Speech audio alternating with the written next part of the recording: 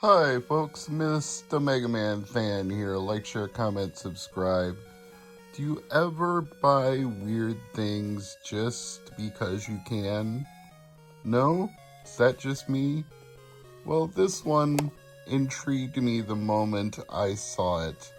A chiptune album for Famicom being distributed in what looks very much like an old audio cassette tape from the 1980s. The kind of thing that I grew up buying and listening to quite a bit. Michael Jackson's Thriller, I had it on a tape like this.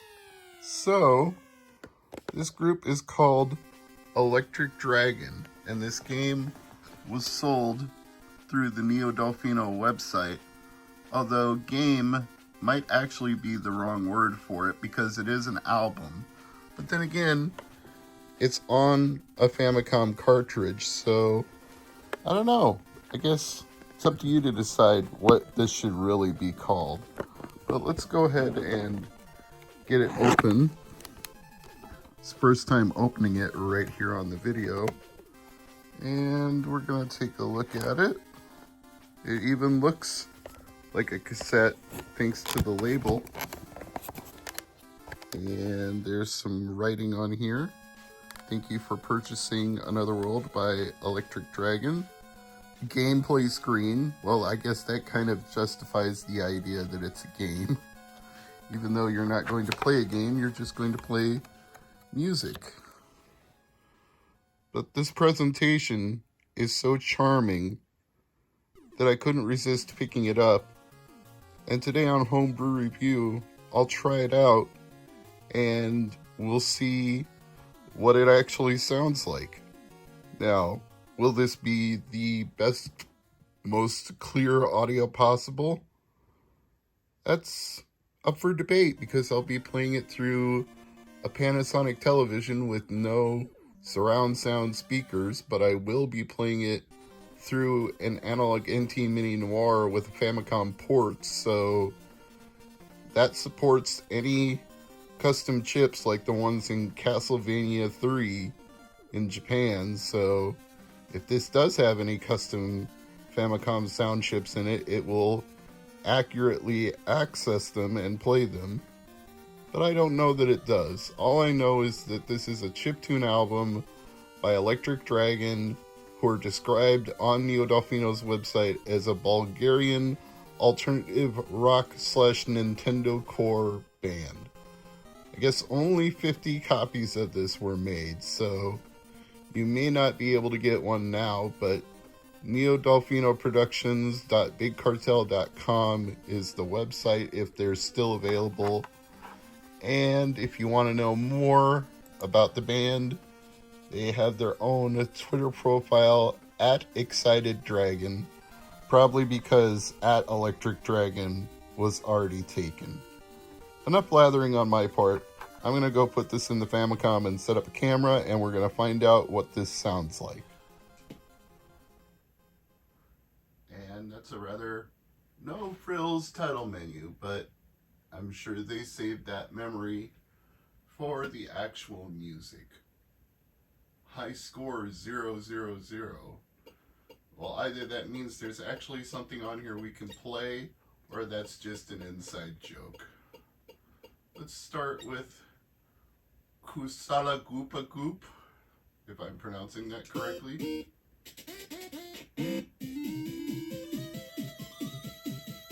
That's a rather bouncy tune.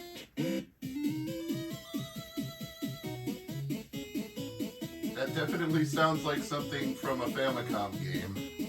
No question about it. That brings to mind like a Kirby-style side-scrolling platforming game of some kind. What about Love Shy?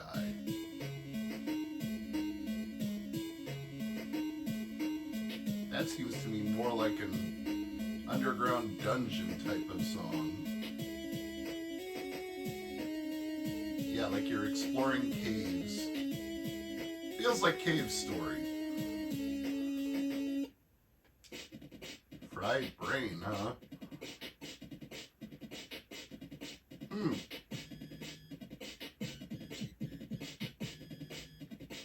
It's a a bit like a Mega Man boss stage. Yeah, it's got that boss energy where it makes you feel tense, like, oh, it's gonna be tough. High stakes.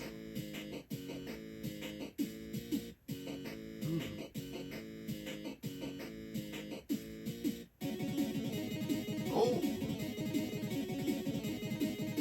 that's a very Commodore 64 style chiptune.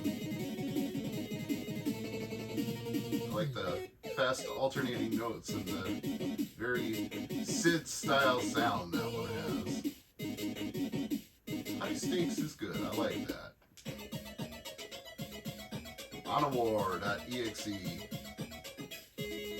That's probably a Bulgarian reference to something I wouldn't know what, but I like it. It's a very Castlevania style song. I can see Simon Belmont whipping things to that. Other people. This one exudes Mega Man vibes too. Like a Woodman type stage where you're outdoors.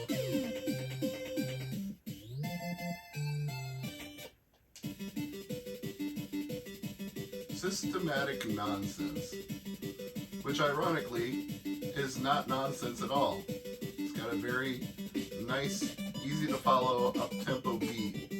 It's a head nodding song.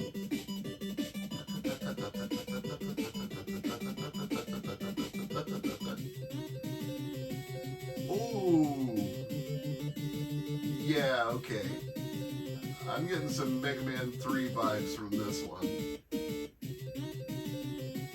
That's the thing about good chiptunes. They remind you of other things that you like from other video games. It's one of the things that's so charming about chiptune albums. No relations. That's a little bit of a Metal Gear vibe if I'm going to compare it to anything. I know Hideo Kojima has disowned the Metal Gear game on NES, saying it's not faithful to the MSX version the way he coded and programmed it, and I understand that, but I grew up playing Metal Gear, and I didn't know about that. I didn't know he disowned it. I didn't know anything about the MSX. I just knew that Metal Gear was fun. This is a very obvious Dr. Mario style song. The title, I mean, yeah, it could be a reference to the Matrix, but the melody, that's very Dr. Mario. I like it. Mustafa. Probably not Mustafa Ali from WWE. I don't think he spells it that way anyway. I think he spells it with an F. Kind of sounds like a Tetris song. We went from a Dr. Mario song to a Tetris song. Well, there you go. Okay, Ninja Gaiden. I'm getting Ninja Gaiden vibes from this one right away. Or Ninja Gaiden, whatever you say, however you say it. I'm not here to police. Just say it the way you want to say it. Hail Eris.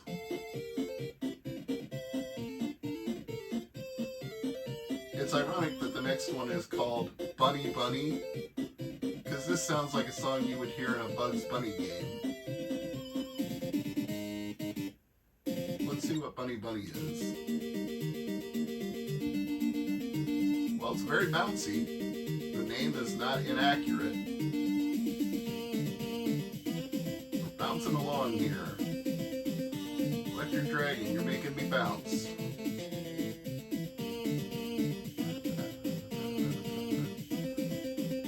I could see this being a Mega Man stage. That's one thing, none of these songs have made me think of Mario. You would think a chiptune composer might do something like Mario, but then maybe that's so obvious that they don't even want to go there.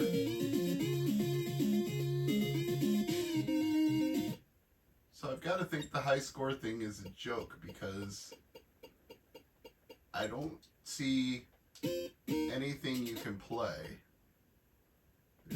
Oh, there's something. I hit start and I got this. And it looks like I'm catching coins as the song plays. At least I assume that's what's falling down here. I can't do anything else. I can only move left and right and catch the coins. I don't even know how long this lasts. Does it last for the length of the song? Well, it looks like the band is playing in some kind of pub or nightclub that allows gambling, because I see slot machines to the left and the right of the band. And a few enthusiastic fans in the front row throwing up their horns. I don't know if there's any reward for doing this. The aspect ratio is fine on my TV, but it may look a little stretched on the camera. But I've got it,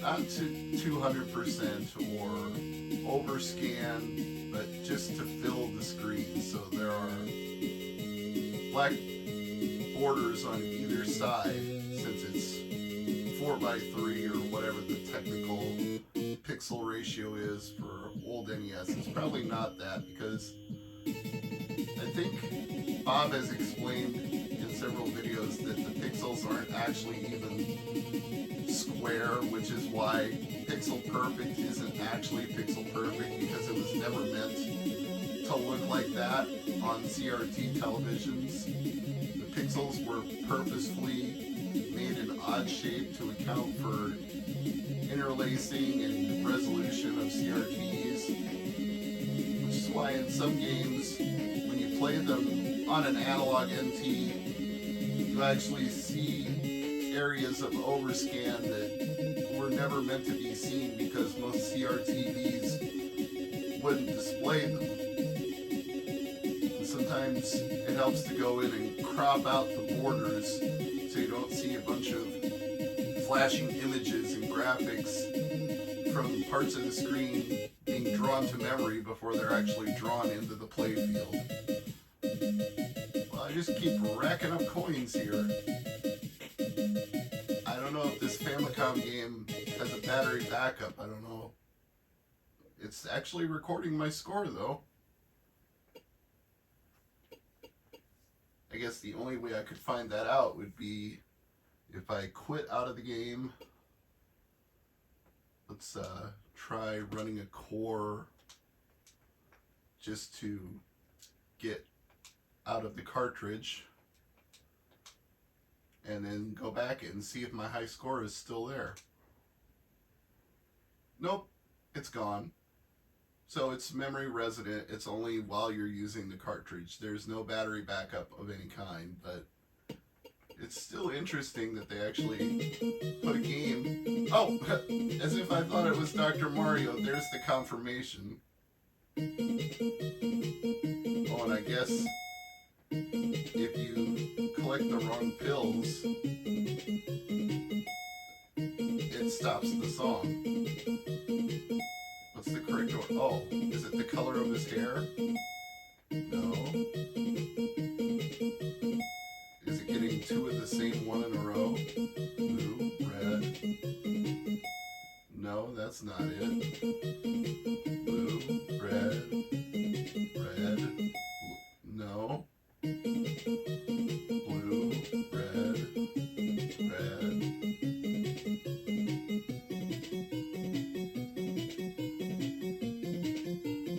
What tells you what color you're supposed to get?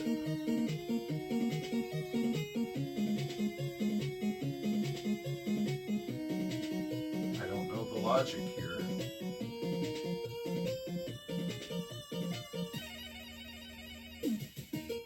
I seem to be doing okay by only getting the red ones though, so maybe I'll just stick with only getting the red. It is called Red Pilled after all. So I wonder if there's a different variation for each song. Each one drops different things into the playfield. This turns out to be more of a game than I expected it to be. Though it's harder to score points on this one when you can only catch the red pills. Kind of limiting. You're not going to be able to score very much. But I also noticed the slot machines are gone. Now that we're catching pills instead of coins, there are no slot machines. There are just regular speakers on either side of the band. So apparently they don't just change up the item you collect, they also change up the graphics somewhat. I'm sure some people will say, this is too primitive, there's no parallax scrolling, you can't jump. Come on, it's a game thrown in with a musical album. The fact that it's even animated and that you can actually interact with it while the song is playing, that's like way more than you could expect from almost any chiptune album. This is going above and beyond the call. And the fact that it's a full album on a Famicom cartridge too, it's not just like 4 20-second loops, these are full songs.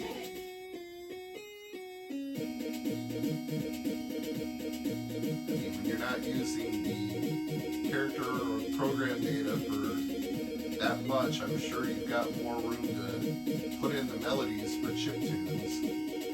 I'm sure they're probably compressed in some way too, but I still think it's impressive.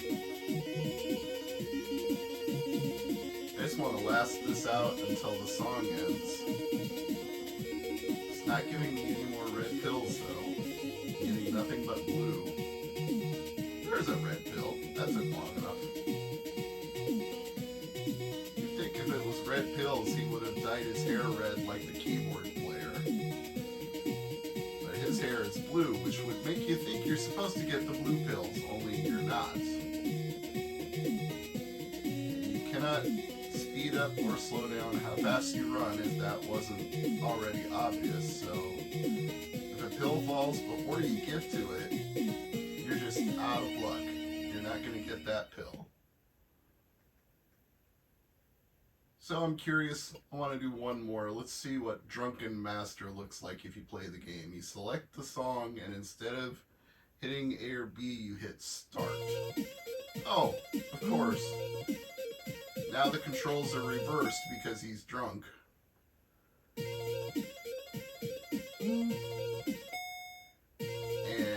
we're not supposed to catch the bottles?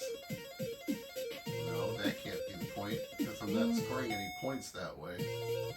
But if you catch more than one bottle, it ends. So what's the goal here?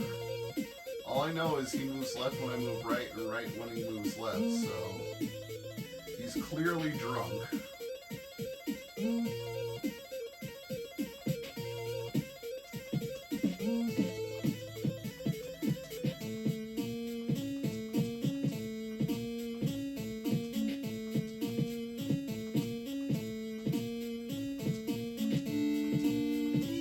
It seems the goal might be to beatbox, because I'm getting... Oh, wait, I think I see. Maybe I'm shooting the bottles out of the air? Is that the idea here?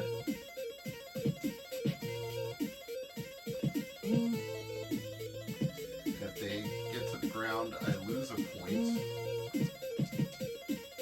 And if I hit the button too early, I lose a point. And if the bottle hits me, game over. Okay, that one's complicated. I'm going to have to take some more time to practice that one, but I like this. Electric Dragon, only 50 copies.